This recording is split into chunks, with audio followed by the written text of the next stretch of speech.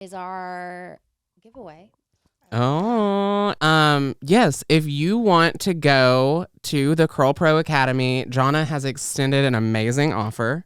So for you and one of your friends, you will get 2 tickets for the price of 1 to the 2-day KurlPro Academy with the certification. Tell them what they have to do, Erica. We are gonna have you follow KurlPro on Instagram, follow Break Room Banter on Instagram. Then you're gonna jam on over to YouTube. You're gonna subscribe to the Break Room Banter YouTube channel, and then share that YouTube link. So you got to do all 4 of those things to Easy get those peasy. tickets. But then when you win, you have those 2 tickets to the KurlPro Academy. Dates currently available in April, June, August, or September. How exciting. Awesome. Yay! Thank you, Johnna, for doing that. Yes. Thank you.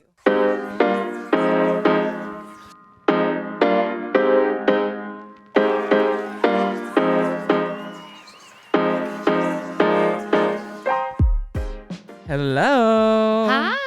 And welcome back to another episode of Break Room Banter. It is a hairstylist adjacent podcast where each week 2 friends who also happen to be hairstylists break down our weeks in the break room. I'm your host, Hunter Walden. And I am your hostess, Erica the Red. And I am so excited for our guest today. If you guys don't know, I've talked a lot about like how I got my start in the industry and how there was one place and one person that changed that and elevated that and really molded me into what I knew that I wanted to be, and I didn't know how to be there. And that person is here today. So I'm really happy that you're here. I am so happy to be here with you guys today. So, yes. And it's like I get here and all I want to do is play. Hunter, let's catch up. Let's do this. Let's do that. Let's do some hair. So it's pretty awesome. I love it. Here. You brought us visual aids too. We love that. Yes, visual.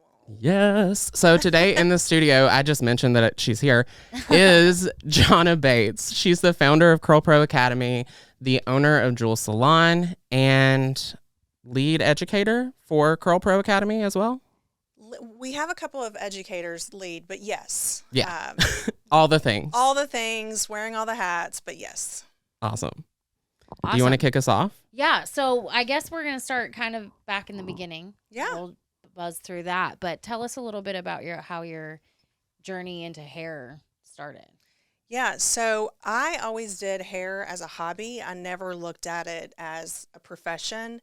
And so years ago, unfortunately, my mom passed away. And after she passed away, I just kind of reevaluated my life and thought, life's short. Let's just jump in and do it. And so I jumped in, went to hair school, came out. Before that, I had a hospitality background. And so I've got a servant's heart, love taking care of people, and, just started doing hair. Worked off of Music Row, did cool blue mohawks and all the fun things, and decided that I didn't want to be in a little room. Yeah. And then moved to a larger commission-based salon. I worked there for a while, worked at another salon. The owner decided to shut down, and I thought, let's just do this. So I opened up Jewel Salon almost 14 years ago. Wow. It's crazy. I was close. I said 15. We were thinking about that earlier. Yeah. So when did you know that it was, I guess you kind of answered that, they were closing the salon, but did you know before that you wanted to open a salon of the scale that you have now? It's interesting. I think that I wasn't thinking about the size or the scale. I just knew what I wanted as a stylist. I wanted like a great environment. I wanted a support staff that really gave that client experience, and I wanted education, and not just education that I received from points. Like I was big into buying, we're going to go do this, we're going to do that. We don't have to stick with one brand. And so, it became as large as it did just because people I worked with in the past were like, I'm coming to work for you. I'm coming to work for you. And it was pretty awesome to see, but it did get a little bit overwhelming. Sometimes in business, you can grow too quick, too fast, and not have certain things in place. So it definitely, I had an idea of about 10 stations, and quickly it was, 14 to 16 with 2 locations, and, but mission accomplished with the education. That was my main thing. Like, I want to decide what is coming in these, 4 walls. So gave me that control. I love that. So when you were starting okay, I'm going to open my own salon now. How did that go? Do you have a business partner? I do. Okay. I started off with one partner, and she is just a real estate mogul, and she's Okay. a phenomenal female entrepreneur. And she met with me, and she was like, look, let's, what do you think about partnering up with me? I'll be the financial backing. Of course, I'll be your mentor. I was like, all right, let's do this. And so she actually helped me think bigger. And she's used to building like huge buildings. And I'm like, no, I just need a small salon. No, we're going to do it like this. We're going to do it like that. And I'm like, perfect. So she did help with that go big or go home mentality. And, we've been a partner for 14 years, and she's just been phenomenal. She lets me do what I'm good at. She mentors when she needs to. And recently I just added a new partner, Nicole, and she partnered with me in Jules Salon and KurlPro. She came on board, gosh, it's a year and a half now. And so I found her. She was a platform artist with Redken, but she was also a global salon consultant. She's helped salons all over the world.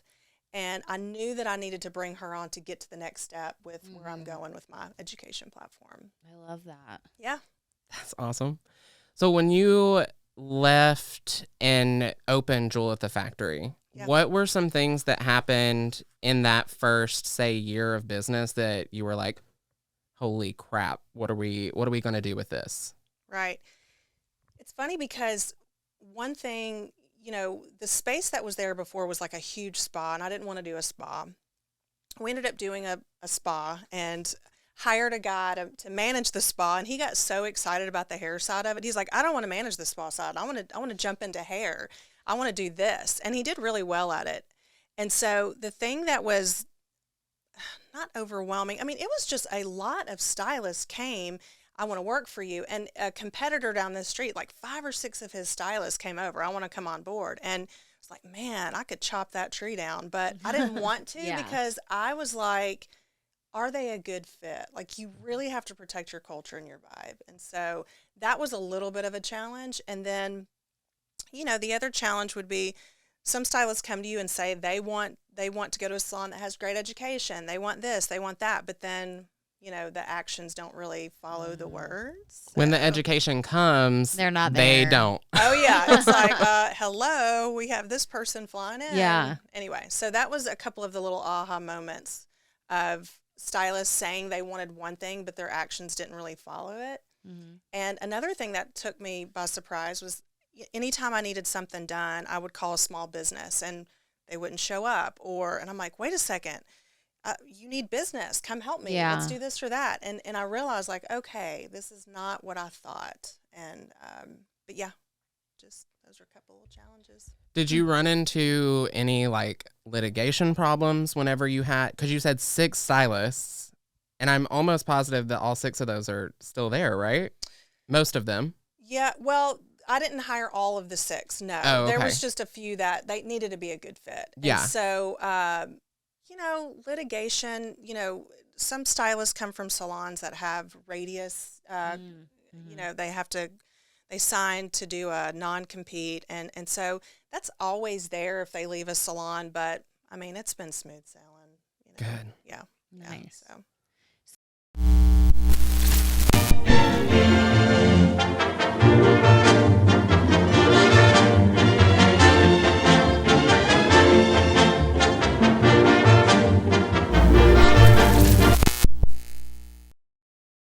So in wanting to open the salon and you wanted to do education, was it curls education? Has curls always been your thing, or?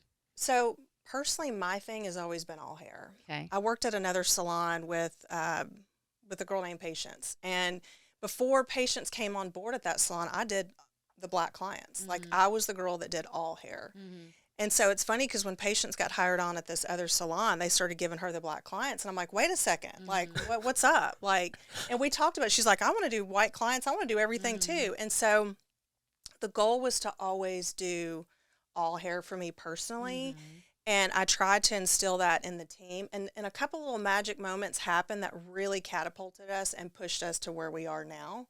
And I can jump into that if you want. Yeah, go okay, for it. Perfect. So, so with Jewel, the culture is really, really important. And the two things that drive our culture are being innovative and being relevant.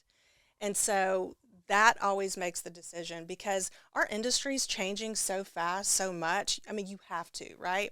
So about 7 years ago, one of my stylists came to me, one of my senior stylists, Teresa, Teresa, Mhm. and she really wanted to focus in on curls. And so with my business partner being a curly girl, she's always said, we've got to figure out how to incorporate this in. Mm-hmm. And it ended up, I thought, oh my gosh, this is perfect because as the owner, sometimes people don't listen to you like, oh, you want us to do this for this. Like a lot of times stylists, it has to be their idea and the team camaraderie that they've come up with it. Yeah.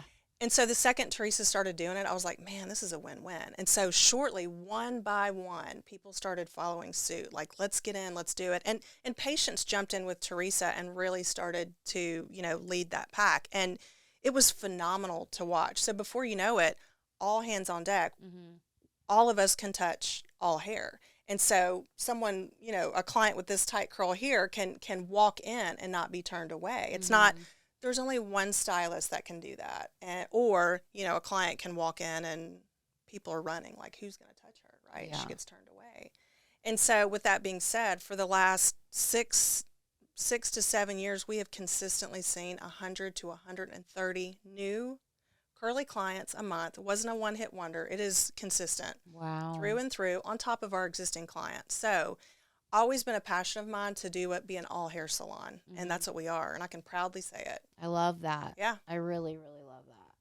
Well, trickle down effect. I haven't taken your education, but pretty much everything I know about styling curly hair I learned from Hunter. So Fun fact, I Right? learned it all from her. Yeah. Well, from Patience. Yes. But you were there. But you know what? You learn from a team. Mhm. And so I think it's important in our industry, the salons that are still there, that are the team camaraderie. Not that booth rent's fine. Some people excel at it. But man, we have an opportunity in our industry right now being like, if you're in a salon that has 4 minimum stylists plus, you can really make a difference, right? yeah. In servicing all hair. But God, the days of Hunter, I will never forget. I saw something the other day that made me think of you, and I lost my mind, and I wish I would have brought it. I'll never forget looking over at Hunter, and at the end of every day, he just would take his hands and he would spread them out because he would have cuts. That's what he said. In his fingers from detangling so many curls, so much hair. And he and I were like, we've got to make something. We have got to invent something. And so I ordered Brooke these little hand swimmers, and they're webs that you slip on your hands. And I'm like, the second I saw them, I'm like, Hunter. Like, this is so hilarious. But yeah, so I remember those days. But you know what? He didn't bat an eye and just kept at it and pushed through. And Well, that doesn't surprise me So- not one bit. I want to do this. Yeah. I love it. yeah. Well, and that was Did it. the reason that I chose Jewel in the beginning, because I was a booth rent stylist. I was looking for that team.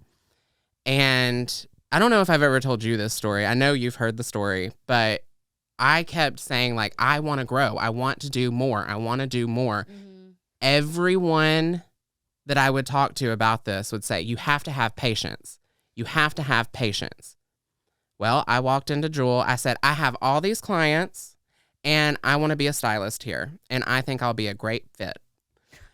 And their manager, Shelby, at the time, I love her. Is she still there? Oh. She's lots of babies. She ended up having, she had Austin, and she had 2 twin boys. Oh my wow. goodness, yes. Well, she said, well, we don't really do that. So I would like for you to meet someone, though. Mm-hmm. Coming around the corner, sits down, Patience. I've heard this story. And I before. said, you have to have patience. I was like, well, I guess I'm going to take this $8.25 an hour. Let's go. Let's Right. roll. Let's roll with it. And I never looked back, and I'm so happy that I didn't.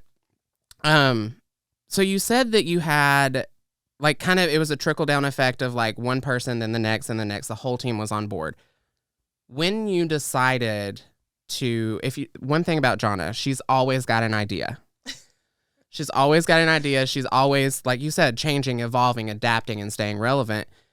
When you said, I want to do an academy, I want to do it here, and I want you guys to be the face of this academy, was it an instant, yes, let's do this? Or did it take some time? It was an instant yes, and here's why. Over the years, we had brought in multiple curl educators, and there's great education out there. But we quickly realized that we were advanced in a lot of areas just because of the sheer volume that we do. Mm-hmm. Like, you know, at first when we started off, some clients would come in, would take 6 hours, that we get down to 3 hours to now down to an hour, hour and a half, just because of how much volume that we do. And so when we came in and educators would come in, it was funny because I'll never forget one class. Teresa and Patience were sitting there, and this educator just didn't have a chance. I don't even remember if you were in that class, but it was like they knew more than the educator. Mm-hmm. And it wasn't like we wanted help. And then we had booked an academy class with Kuhn, and they were like, what do you want to do? And we were like, let's do curls. And so they were honest, like, well, we don't do as much as you all, but we're going to jump in and figure this out. And so we knew that we had something special. And the one thing that's not being taught out there right now is how to incorporate it in the day-to-day. You can go get a curl certification, a curl class, and that's great if you've got 2 or 3 hours without hands-on. And so we've figured out a way to incorporate that client in between the highlight, the balayage client, our timing, the bowls, how all of that works. Because it is a shift. It is a true shift. Mm-hmm. And so you have to be willing to just jump in there and do it. But back to your question, with this academy, I think we knew that, you know, anything I do has to have purpose. And so I couldn't shut it off. I just wanted to focus on Jewel, and KurlPro kept popping up and popping up. I'm like, shut the door. I don't need this to happen. And one too many clients have cried to me, like, I'm so grateful that I can walk in here. I'm black, but it doesn't mean I want to go to a black salon. I want to go to a good salon. And I'm relaxed in here, and it's amazing. And so moments like that and the team witnessing that is what made us decide, like, we have to do this. And I want to educate. So I think because there's a purpose behind it, I think that's what's made it successful, in having the educators believe and want to support and be a part of it. I love that. That's like really awesome because when your team is like on board and feels like they have a purpose too, then it's gonna be way more successful, you know? And Takes it a makes team. sense that, like, even though it was like one more thing to add on your plate, you're like passionate about it because it means something, and then you can find space for that. So so what is the process of, like, okay, you're gonna have this academy, how do you go about building a curriculum for something like that? So the thing that motivated me, well, the thing that inspired me to build this curriculum was a lot of classes that you go to, you learn a cut, like one basic cut. And let's just say a bob. You learn a bob. Well, when you go back to the salon to do it, it's not going to look the same on 2 different people sitting there, right? Because you've got different head shape, you've got different density, you've got different texture. And, you know, of course we can learn that basic shape and we can tweak it on straight hair, right? And so what I was noticing when some curl clients would come in, they didn't want a specific cut because it was a specific cut. It didn't work on this head shape, this density, this curl pattern. And so what inspired me was, why don't we do a technique-based class? So in the class, you're learning techniques to empower you if you're going to take a larger section, a smaller section, when to over-direct, when not to over-direct. There's too many variables if you use the head shape to over-direct. And so we teach these techniques so then that stylist can go back and say, oh, wow, okay, so this is where my client is at. This is what I can do if I need to get that shape. And they're not left with, you know, we were seeing a lot of shelves in certain haircuts. And so that's what inspired the curriculum for this. And the other thing that inspired the curriculum was that curly consumer coming in. Just because they're on your books for a haircut doesn't mean you're going to cut their hair that day. I mean, some of them haven't been to a salon for 10 years, and some of them never been into a salon. Wow. So we teach the phase of the client and where they're at, phase 1, 2, 3. We've got all kinds of things that help just the psychology behind that curly consumer before you even jump in and learn, you know, the cut that we teach. We teach a cut, but it's technique based. So it was inspired by the consumer and inspired by just our experience of clients coming in and the different cuts we were seeing out there. I love that. Do you, after the academy classes, are you, am I stealing your question? You're fine. I am. I'm sorry. That's Do you, okay. do you poll the attendees after the class? Do I what? Do you poll them, like ask Yes. for their feedback? Oh, yeah. So the feedback that we got, Taylor, you got to meet Taylor. She's actually a partner in KurlPro. She's phenomenal. She, she did, a bunch of research. And so we used to have a one-day academy, and we would just do like the 1 through 4 helix cut. And I can get into the number system and why we went that direction and named our own. And then we have a 5 through 7 helix. And we didn't care which one the stylist wanted to come to, but we decided to just do a 2-day. And so that polling them kind of gave us the feedback of where we are right now. But yes, we poll every student that comes in because you need to know your blind spots and what needs to happen to grow and make sure that it's beneficial for that student when they come. And do you have any sort of, like, if there is a negative feedback, how do you take the emotion of, this is your baby, you worked really, really hard on this. How do you take that emotion and decide whether that negative feedback is constructive or maybe that person didn't just have a good time or a good experience? And how do we change after that? I love that question because, honey, you're an educator and you have hecklers all day long. And so I educated for a product line years ago, used to travel, teach, cut, do all that. And it's there, you kind of can, through that experience, I think that I have figured out, is someone heckling and they want to be heard, or do they really want to make that, make the difference in what we're doing by giving us that constructive criticism? And so typically what we do is any feedback that we get, we will poll it with the educators, and we'll feedback with other students that were in the class just to kind of cross-check, because we do want to make sure that we're providing, it's never going to be 100% perfect, and we're evolving too. Things are changing in our academy as we're learning and behind the chair. So that's pretty much what we do. We just run it past the educators. Was this a heckler? Was it not? What do you think? Keep it moving. We had one student, and a couple of the stylists thought, a couple of the educators thought she was a heckler, and then realized, actually, no, she wasn't. Like, we just, working through that process, feeding off of each other. She just has a lot of questions. Yeah. Maybe she just can't control her blurting out questions. That's Right. me in class. You're like, hello. So, are there any things on the horizon? There's a lot of things, but I have promised myself and my partners that I would focus on one thing. And, our industry, unfortunately, we're kind of behind when it comes to tools and equipment, especially to service all hair. And so 2019, we started this dryer, and it's patented technology. And it's cool because when you file for a patent, sometimes 50 to 100 people have filed for this same patent. And only one man in the 70s had filed for this patent. And so it is like really awesome. And, it's interesting because for a little while I was frustrated with our industry just because there's so many curly consumers that get their hair done online from an influencer. And we talked about that earlier. And, influencers are great because they've really pulled some curly girls out of depression, or curly guys, like how to service their own hair. And so, but the problem is sometimes influencers they're paid, and they don't know that consumer's curl pattern. They don't know really where they're at and what they need. And so for the longest, I was like, let's just make this dryer for the consumer. Let's get it to them. Let's figure that out. And it was like, because I was frustrated, like, why are we not ahead of the game? Like, people come to their salon and their hairstylist to, because we're innovative, right?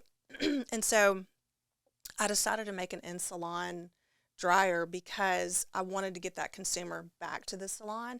So this dryer, it dries the hair in half the time with 30 to 40 degrees less heat, just because of the technology. Whoa. And, we've been using them at the salon. We get all these prototypes in, and they'll break down because you're testing certain parts on it. And I knew, like, when patients came to me and said, I have goosebumps, like, this is crazy to me how well this works. And when 4 of our prototypes, like, they were done testing on that phase, and we had one left, and everybody's fighting over it. And then the one that we had left before we could get our next round, our business was almost crippled. Like, we're like, oh my, how are we getting these people in and out? Like, what's going on? And you can even put people underneath it with straight hair. Like, my hair will dry in 6 minutes, completely bone dry. And it's nuts. So like this mannequin head here, she is, if I put her underneath the, we have the old school Diva hooded dryers. She'll take a solid 45 minutes. If I put it underneath our dryer at medium heat, it's 22 minutes. Or sorry, it's 12 minutes. And then if I put it at no heat at all, because we're going to a no heat, it'll be dry in 22 minutes. Completely bone dry, because it's this technology that we have discovered. In cool air? Yes. Whoa.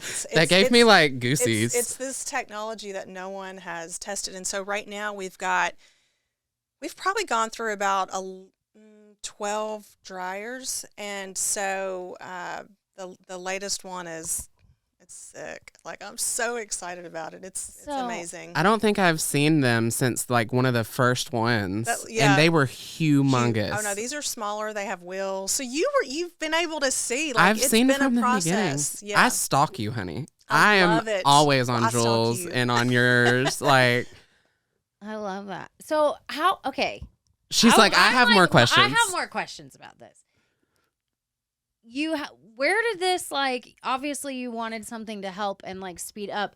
So do you go to a scientist and say, how do we make this happen? Or like, do you do your own research and become a mad scientist as well?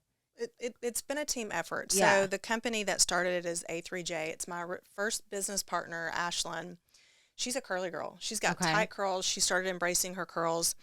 And like I said, she does, big development. So she was in Vegas at a housing development show. And she walked past this one inventor guy. And she's like, okay, you think weird. I need you to help us come up with something. And so ever since that moment, James he came up with it. And she would drive to go test it. And then when we realized we had something, I came in as the, expert, the industry expert. And so then we brought in another guy named John, phenomenal. There's 4 of us. And he was the one that started the prototyping for us before we passed it on to a manufacturing company. And so it's cool because, James and Ashlyn, they think big, right? Yeah. Like I said in the beginning about Ashlyn, and they're like, oh, it's going to be massive and it's going to have a chair in it. I'm like, y'all are not visiting salons because this is just not going to work. Like, we have to make it smaller. It has to fit in. And it's small enough that I see it, we're positioning it to as for the luxury consumer market.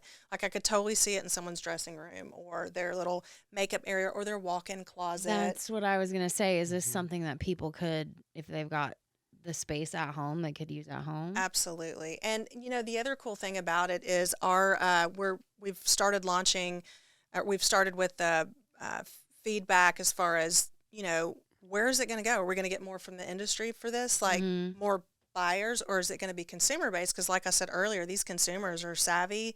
The curly consumer, they want to, do it on their own at home. They're scared to death to walk into a salon. So it's like, who's going to hit first? And then we can really focus in on our target and where we're going, salons or consumer. Well, and I think too, you don't even cap out at that luxury market, because I've been taking a lot of like marketing classes and like working with Gen Z and like the younger generation. And what they found is like Gen Z, the younger generation that we think aren't spending any money at all, they actually do spend money, but they need to be convinced of the value of that. And to me, like, you have fully convinced me of value with just telling me what the product is. There was no convincing needed. Yeah. So I don't think you even cap it at like luxury, like I have a salon in my house. It could be anybody. This is true. And I think it goes back to like one of my favorite kids movies. And this is, I didn't get into Disney characters, which I know you're a huge Disney fan and you're going to kill me for like saying this, but I didn't growing up. And then in my 40s, I realized if I could be any kind of Disney star or princess, it would be Tinkerbell. I love to tinker with things and figure it out. I would love to be behind the scenes in a garage making a tool. It's like what I love to do. But there's this movie that, it was one of my favorite movies that my girls watched when they were younger, and it was Robots. And it's See a Need, Feel a Need. I love that I love that movie. So, and I'm grateful you said that because there is a need. And if you see it and you can feel it, go for it. That's amazing.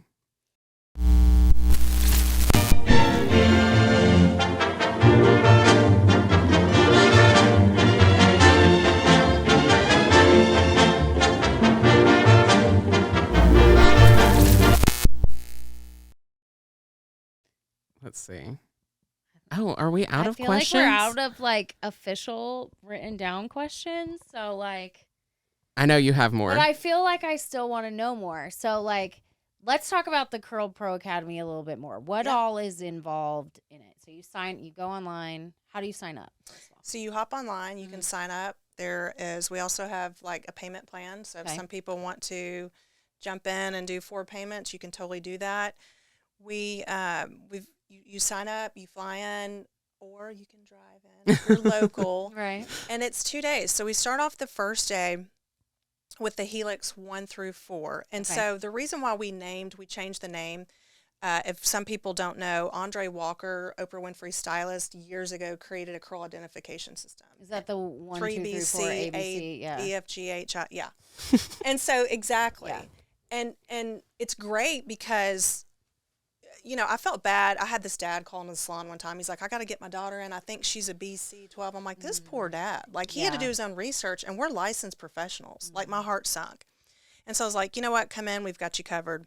So when you're teaching, when you're an educator, if you're teaching, you know, over direct, right, back quadrant, left, and then you're throwing in a letter and a number, it can be confusing and overwhelming. And a lot of times these stylists come in just fear, like scared to death to touch someone with tight curl.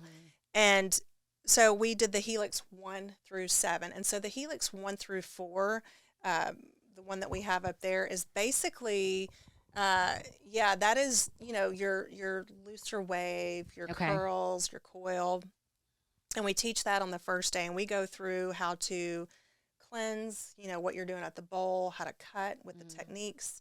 And it's really cool because if the students have gone to another curl class, they can incorporate these techniques with their favorite things, right? We all go to learn, and we pick what we like out of each thing, and we make it our own.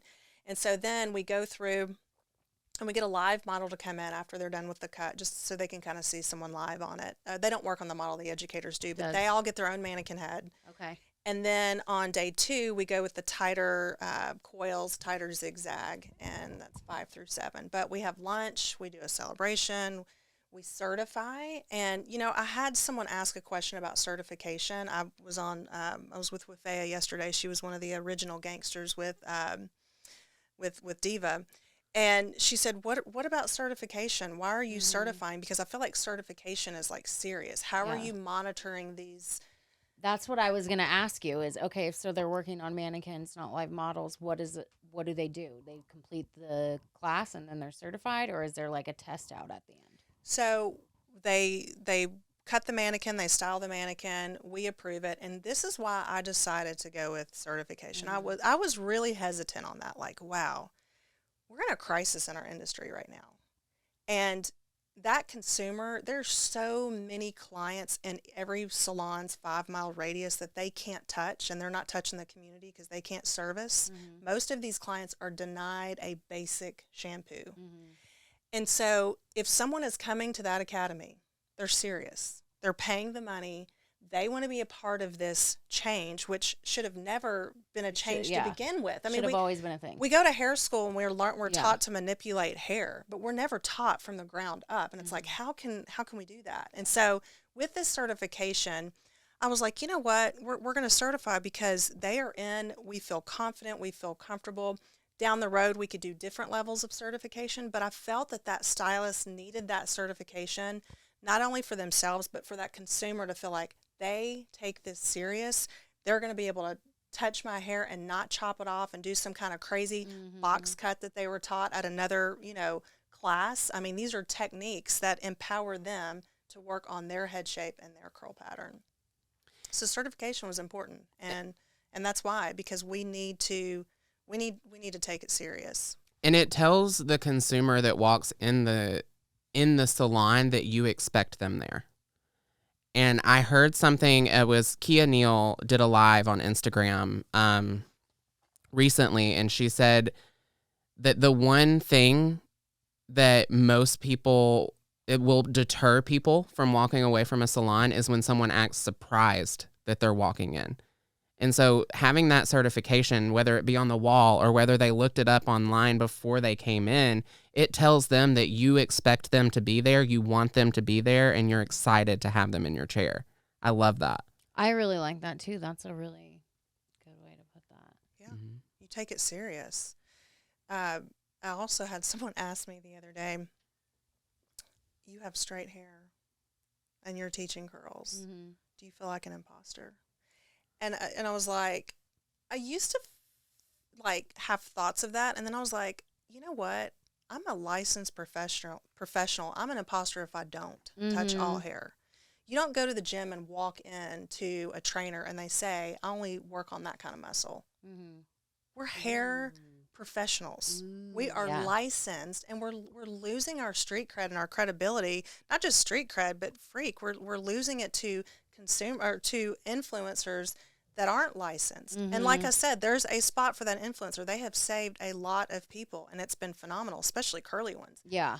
But they're not touch experts hair in the industry. Touch hair. If you want to cut, if you only want to specialize in cuts, great, cut all hair. If you only want to balayage all hair. Like, service the need. Yeah. Reach out into your community and get them in. I like it. I love it. Would You have anything else? I think that's it. I think that's all I got. Anything you want to talk about that we haven't brought up? Well, nothing really. I think that the next year or two is really focused on me getting out and being the face and growing this brand. And that's really not my personality. Like, I'm behind the scenes. Hunter knows. I am totally behind the scenes. I'm like, can we not have someone else? Like, who can be the face? I don't want to be the face. And, I think the thing that has pushed me through that, is just the purpose and the clients crying to me and not being able to just step into any place and get their hair done. And so, just, I'm okay to be vulnerable. I'm okay to step in now. And the thing that I've learned about myself is, as long as I know that I'm doing it for another person, I'm going to push through and do this as uncomfortable as I am with it. And then once it gets to a spot, you're going to see me like kind of behind the scenes. I'm going to dip. Like, I'm going to dip bye. out. She's going to be organizing the storage unit. Yeah. And then 32 times. Finally got rid of it. But we are going, I'm going to be focusing on those other things that will help our industry, other tools and equipment. And so I can't wait to get to that. But until then, I will jump on and do whatever I need to, even though it's out of my comfort zone. Hey, love it. But yeah, that's it. So thanks. Well, you're here today. Yes, I know, right? The first step. Do you promote your social media? At Johnna? Johnna Hair. Let's do it. Why not? All right. So Johnna Hair, you can follow her. You can follow KurlPro Academy. Jules. Or KurlPro. Yeah. I'm sorry. It's okay. And then Jules Salon. Yeah. On Instagram. If you want to follow us on our social media journeys, I'm Herix Hunter on all the things. I am Erica the Redhead on all the things. Our podcast is Break Room Banter Pod on all the things. And if you want to find additional ways to support us, you can subscribe to our Patreon, which is www.patreon.com/Break Room Banter Pod. And until next time, make sure you are subscribed, following all the things, and always remember, You always have a seat at our table. bye.